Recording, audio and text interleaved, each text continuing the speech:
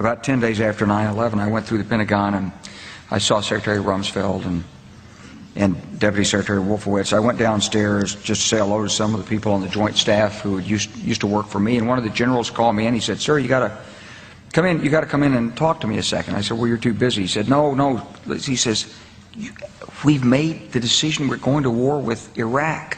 This was on or about the 20th of September. I said, "We're going to war with Iraq. Why?" He said, "I don't know."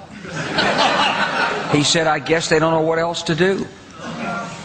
So I said, "Well, did they find some information connecting Saddam to Al-Qaeda?" He said, No. He says, "There's nothing new that way. They've just made the decision to go to war with Iraq." He said, "I guess it's like we don't know what to do about terrorists, but we've got a good military and we can take down governments." And he said, "I guess if the only tool you have is a hammer, every problem has to look like a nail."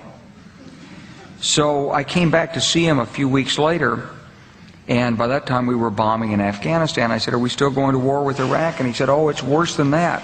He said, he reached over on his desk, he picked up a piece of paper, and he said, I just got this down from upstairs," meaning the Secretary of Defense's office today, and he said, "This is a memo that describes how we're going to take out 7 countries in 5 years, starting with Iraq and then Syria, Lebanon, Libya, Somalia, Sudan, and finishing off Iran."